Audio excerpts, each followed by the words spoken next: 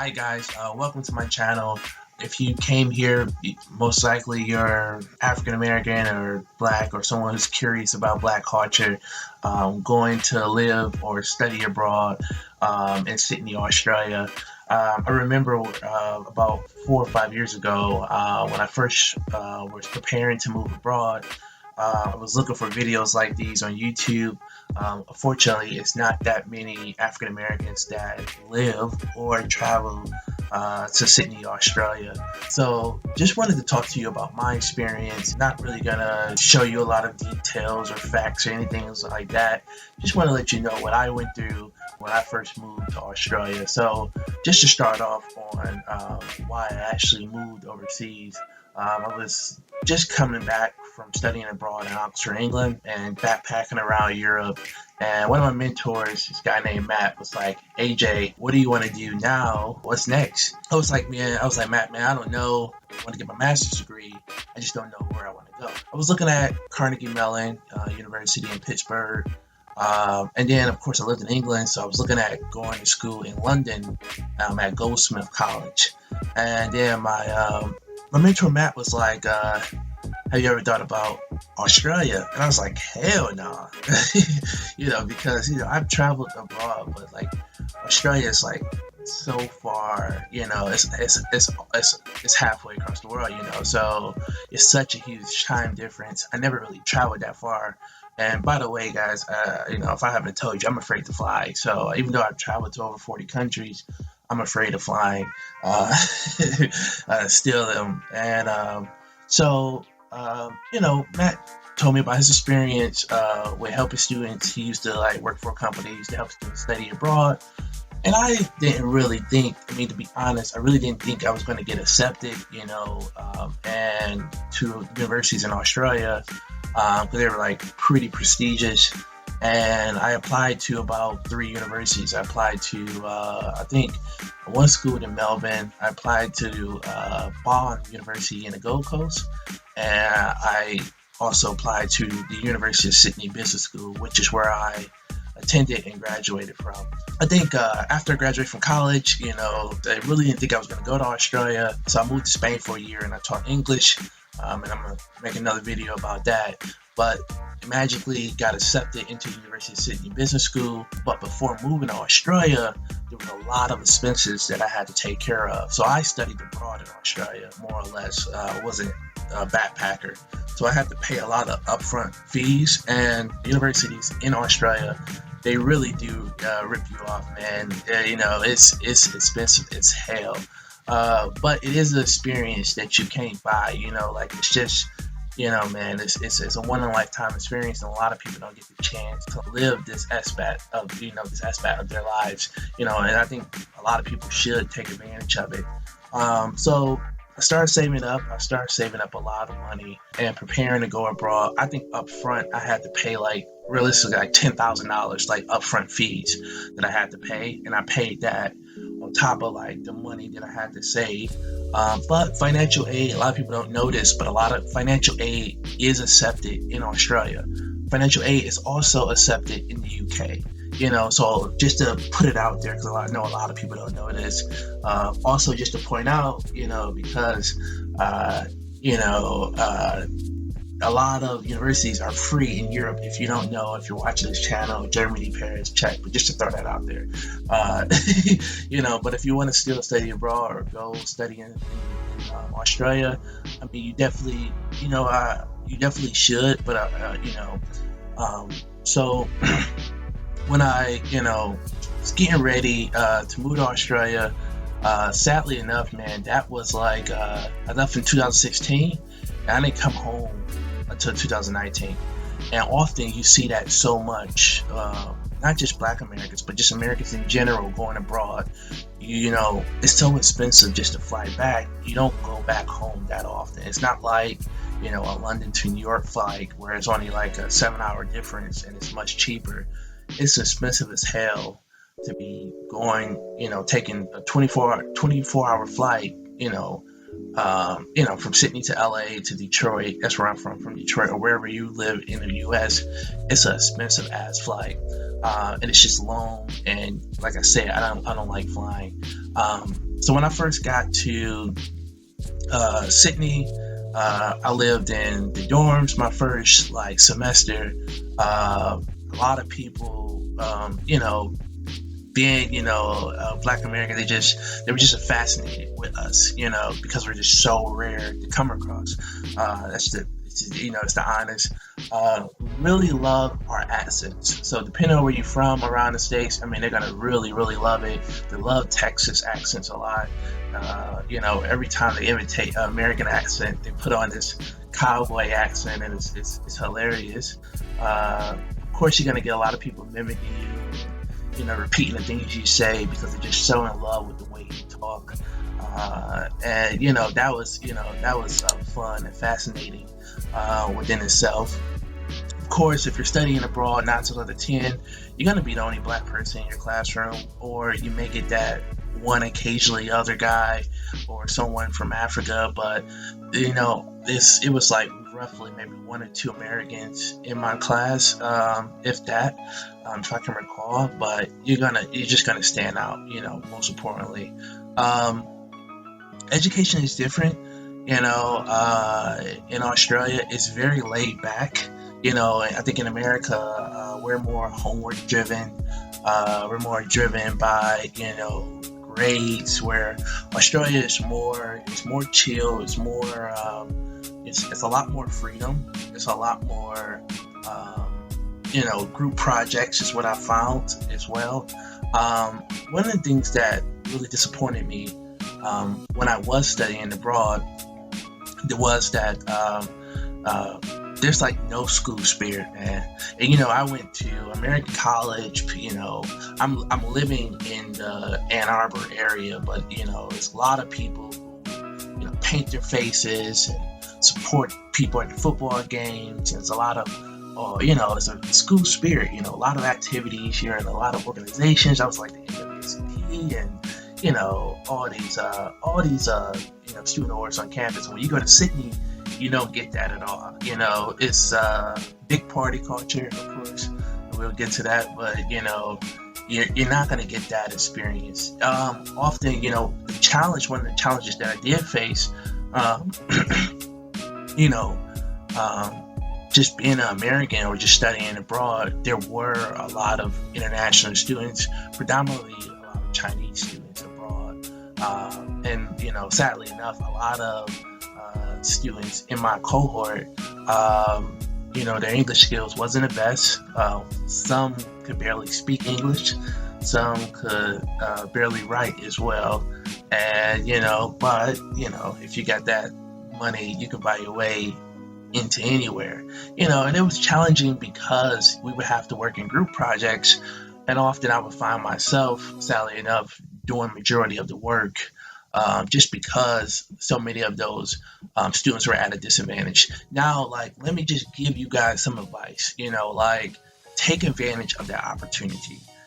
Those 5 students in my group, just because, their English skills is not up to par, you don't want to be arrogant as an American, as if everyone's supposed to speak English or write English really well. That's very arrogant to assume, but take advantage of it in a sense of building a relationship, building a friendship, building a network.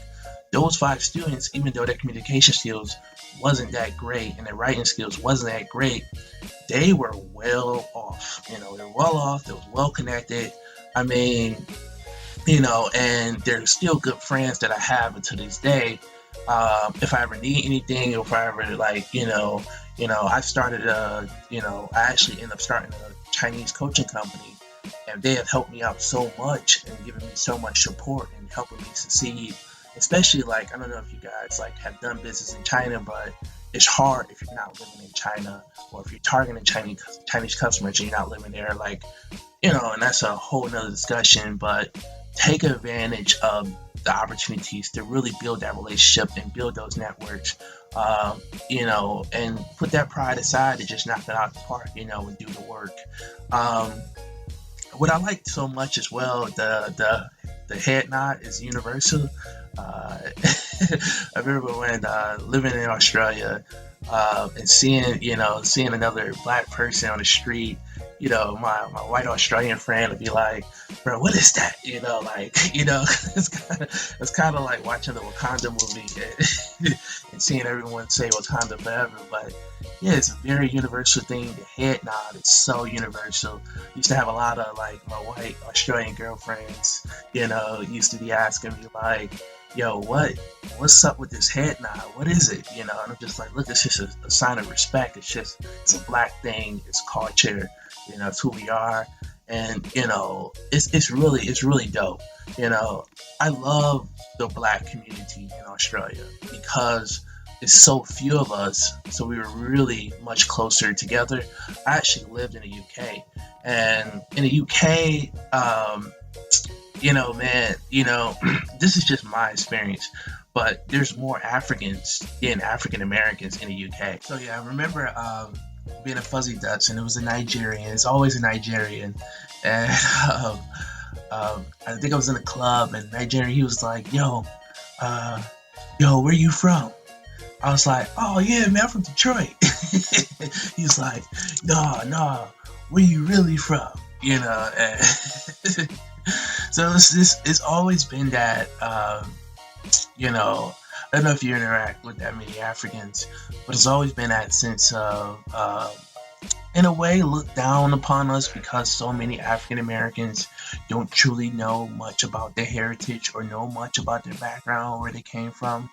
But it wasn't really like that in Australia. I remember the first time, I pretty much helped start or help organize Africa, like a Black Brothers meetup in Australia, and I call it the BBC, Black Brothers Community. And I when I started this group, it was just a lot of successful, wealthy brothers in this group, and just treated me like family. It's just what as soon as I met a brother in Sydney, we immediately like exchanged numbers. Instagram, Facebook was just like, yo, hit me up if you need anything. It was just like family. Especially because so many brothers understand that you're new to the country. So you're still trying to, of course, make friends, and often I would find, as an African American, it was, Australia has a lot of cliques, so um, often what you see is when people go out to the bar or to the club, they come in groups, and it's usually that same group of friends that often just hang with each other. So you may see 5 or 6 people come into the bar or come to the club, and they're usually just with each other all night. It's not like how in America, because a lot of women, or people don't get approached in the clubs where you're going to meet new people, and people usually just attend the clubs together. So I mean, just having that sense of community with the brothers, often I would like have the brothers would just hit me up like, "Yo, meet us here tonight, or come through tonight real quick. Want you to meet somebody." It was always just about uplifting each other, network with each other. It was just a real family, man.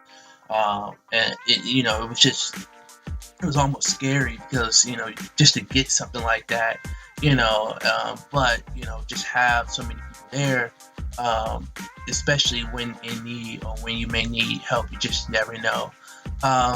So that community was really good. The brotherhood was really good. Got a lot of big brothers over there. Especially when it came time, like when I graduated from college, I was just so in love with Australia. I decided to stay, and I had to get sponsored. Now, getting sponsored is like you're probably going to see a lot of those videos on YouTube.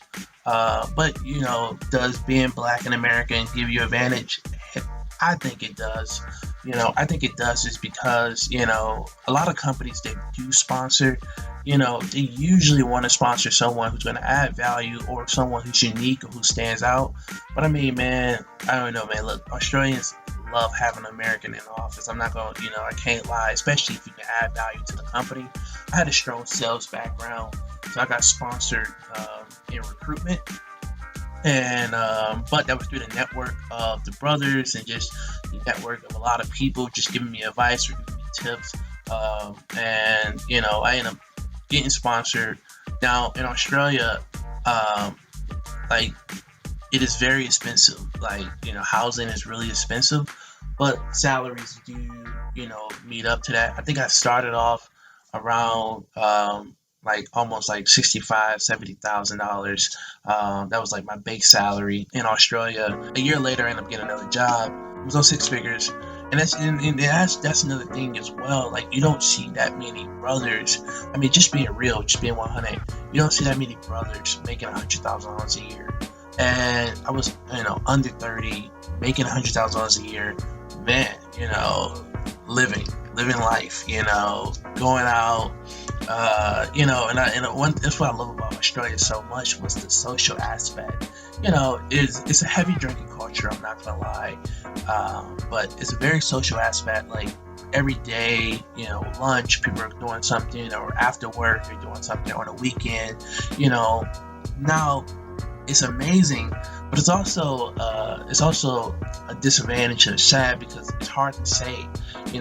Sadly, the way the culture is set up in Australia, and this is just my feeling and my experience, but unfortunately, often to have a good time, you have to spend a lot of money.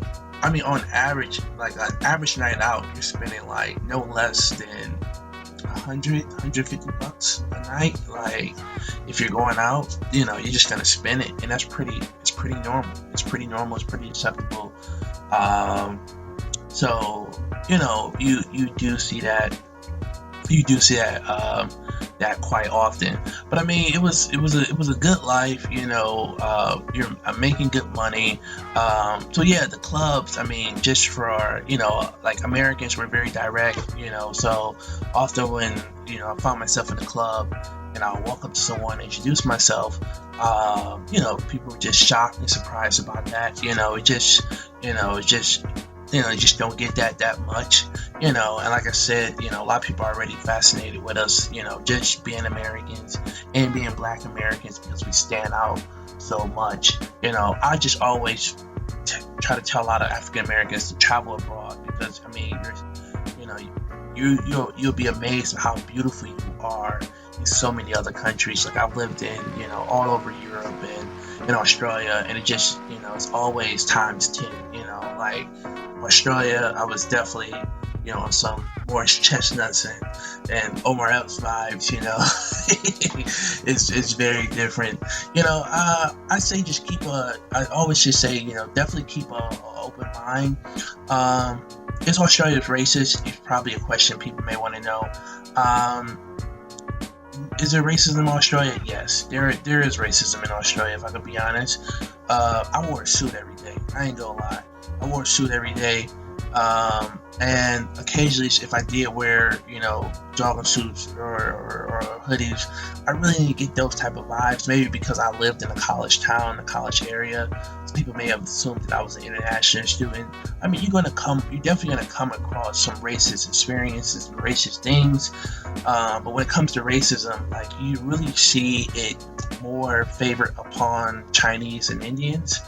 Just to be 100, a lot of people don't openly talk about it, but that's where Australians are very racist towards Chinese and Indians, and it's really due to the fact that it's a big Indian and Chinese population in Australia right now, and they're taking a lot of jobs. They're working hard, they're taking a lot of jobs, they're bringing a lot of money into the country, so it happens. It's kind of like how Americans are with Mexicans and or Canadians here probably, but you're gonna always get that group bunch. I mean, but when I was at work, you'll have, like, occasionally you'll have, like, some people we out drinking, they'll say N-word, they'll say the N-word, they'll say nigga, and sometimes you just gotta it wouldn't be wise for you to get upset. It's just educating people on why it's offensive, because you got to understand that they only know what American TV shows are showing. They don't know about I remember, let me tell you the story. Okay, I remember I was in Australia and I was on a date, and I was in an area called Newtown, and in Newtown there's a picture of a Martin Luther King. And I ride with this girl, and she was like, I was like, oh man, it's my man's. And she was like, yeah, that's an Aboriginal artist. I was like, what?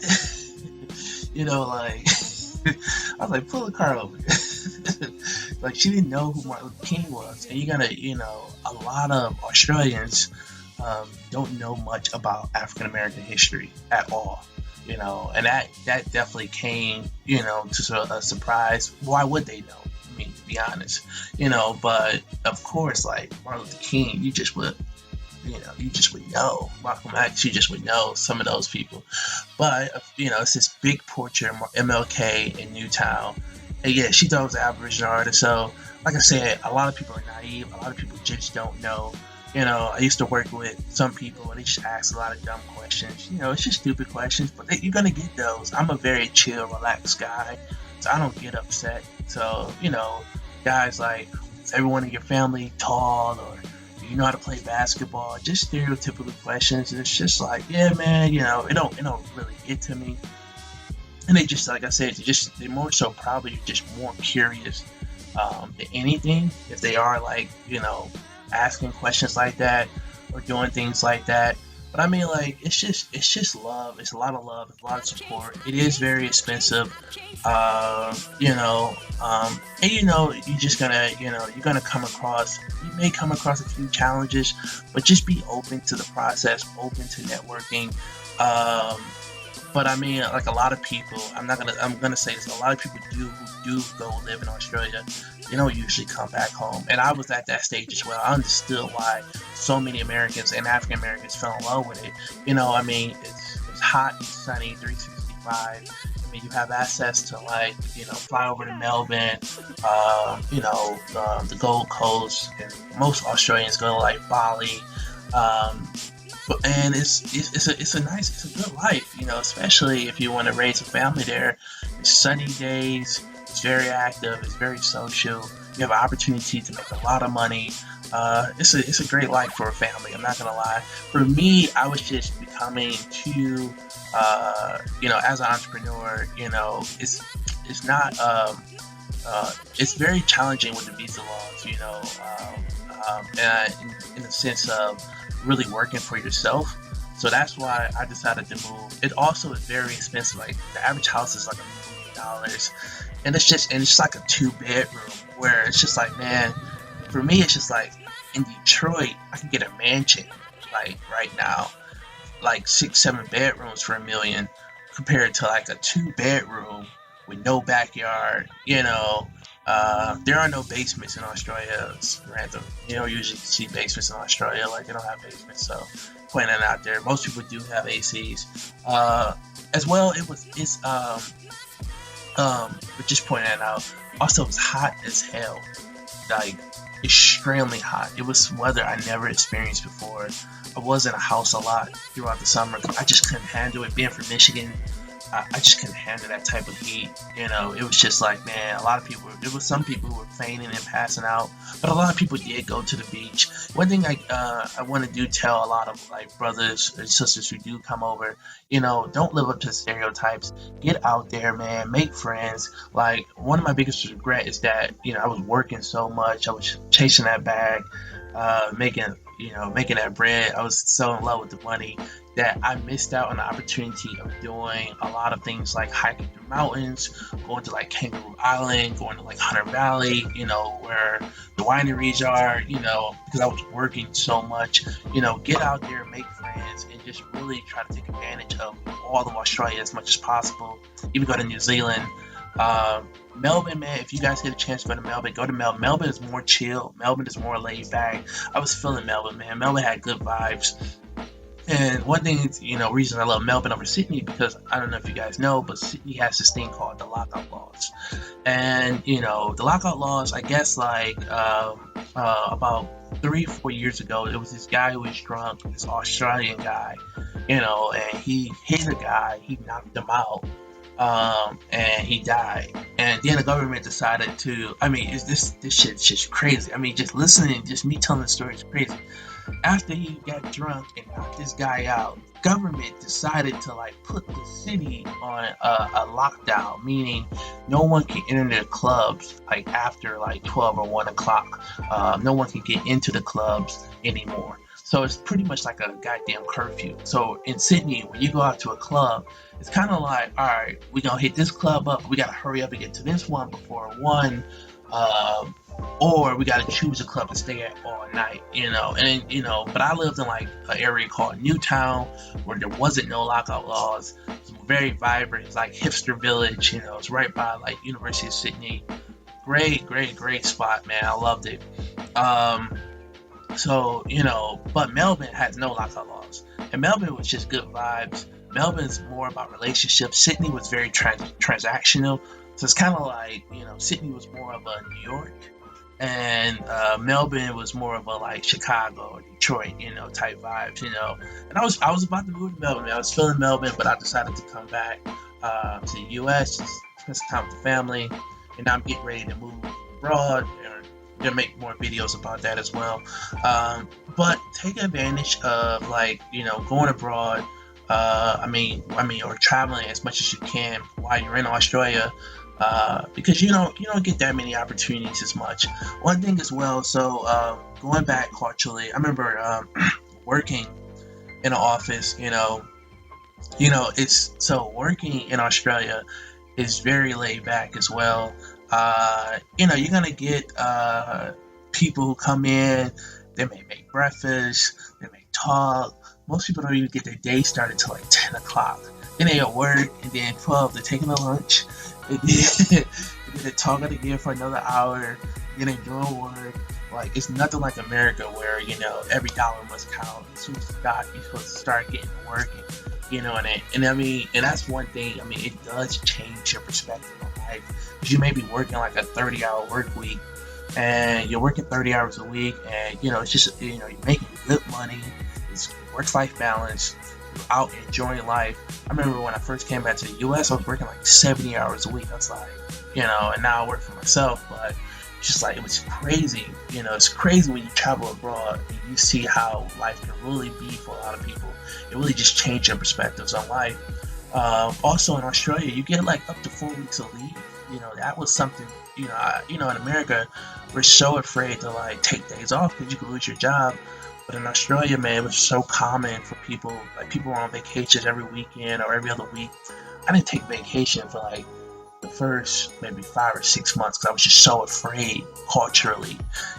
But it's just so, like, my CEO was just like, yo, bro, get out of here, go travel, go, man, enjoy it. It's paid, vacation time, like 4 weeks. I'm like, man, that's crazy.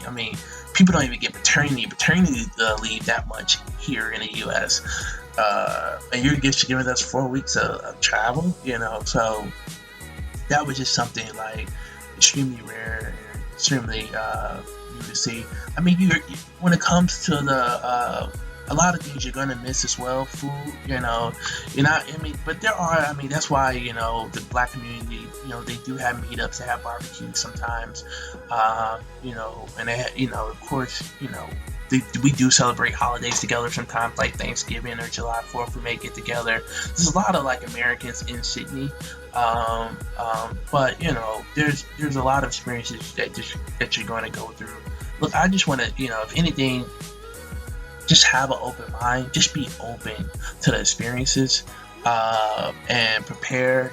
Save up as much as possible, and just like I said, just go with the flow, man. It's good vibes, it's good feelings. I think you definitely should go. So if you're at that stage, if you're watching this video, and you're asking yourself, should I go to Australia? You should go. Just the opportunity to go abroad is a great story to share, a great story to have within your family legacy. To say my grandfather, my grandmother lived in Australia. They backpacked, they worked, they lived there, they studied there. It's a one in a lifetime experience, man. And it just really just opens your eyes up to so much more. It's something different, man. And I know, like, you can get the sunny days in Miami, but it's nothing like meeting someone new every day, the culture, the food, It's just so vibrant. Life is really good, and I truly miss it. I can't wait to go back.